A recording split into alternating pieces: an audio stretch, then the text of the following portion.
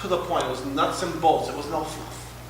And people go to seminars and fluff. You don't hear the stuff you need. So I encourage all of you, if you don't feel comfortable on the camera, let's do a radio show. Let's do something to get out there.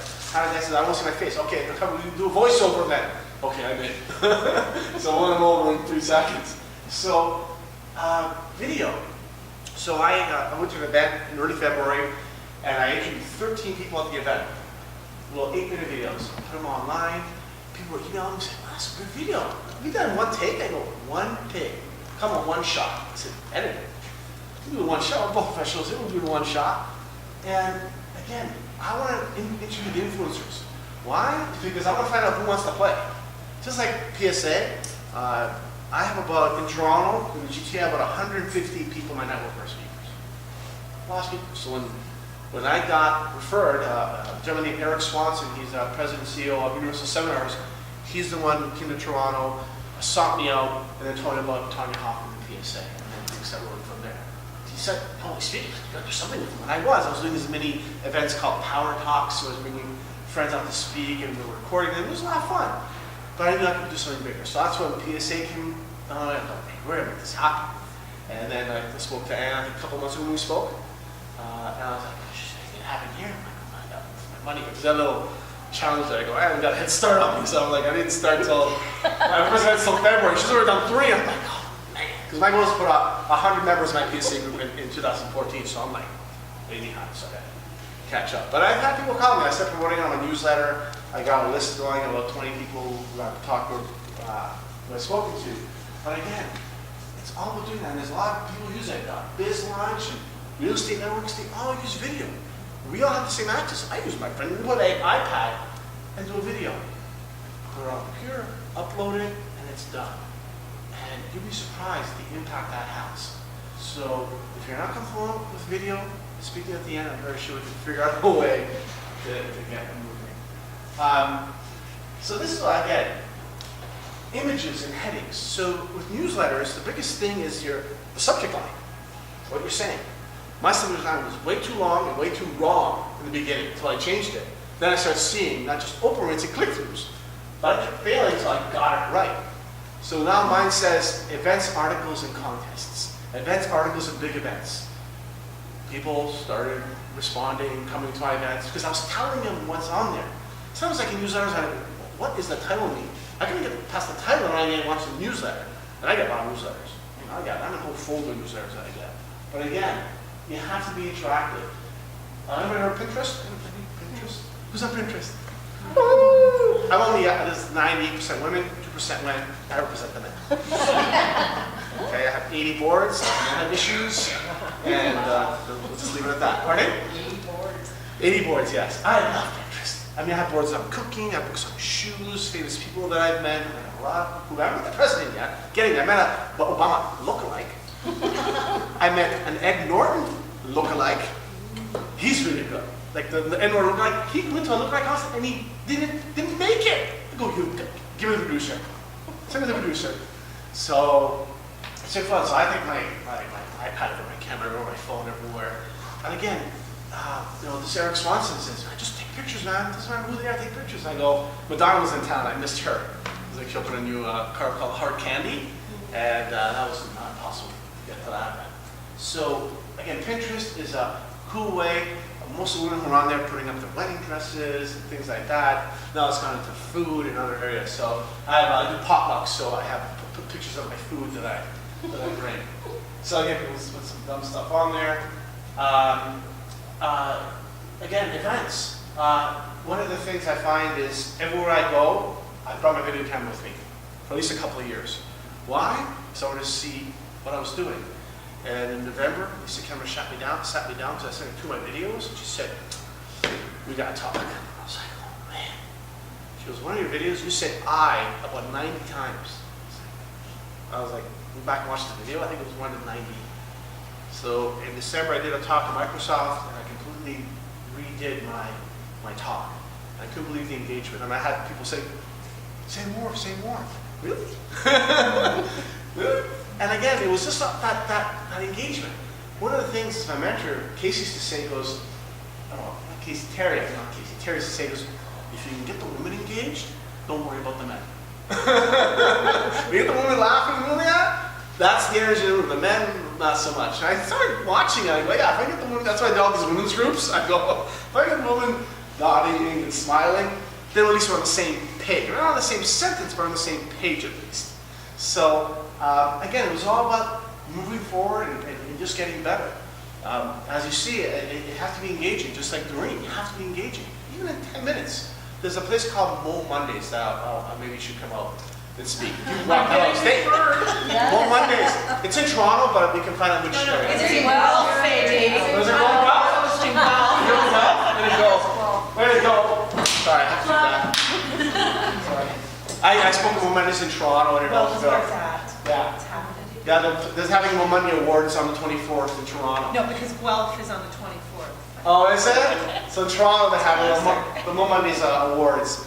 And I spoke there twice on mentorship, 8 minutes and 50 seconds. And I had people laughing and crying in 9 minutes, which was a feat. And it was the most magical talk I think I did last year was Mo Mondays. And Michelle Niray, the guy who created it, I was nervous to do 9 minutes. I practiced. I must have practiced like 50 times in 3 weeks. I went up there, and there's a part where they're supposed to be like, oh, but people laughed. I almost got like upset when they did that. And I walked away, I said, no, it's not funny.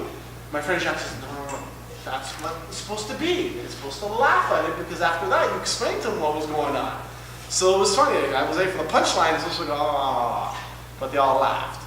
I just don't understand why they laughed this time. So, again, there's opportunity out there, and congratulations on Mo Mondays. There's a great pool of people for the PSA on Mo Mondays, yes. So we should That's kind of what I was thinking. Huh? That's kind of what I was thinking. Well, we can talk about it later, but I have to think of a way we have to really approach that. So, this is an old stat here. It's 3 years old. But I did some research over the past week, and it's actually fairly accurate. Fridays, Tuesdays and Wednesdays are second, Saturdays and Sundays are lowest.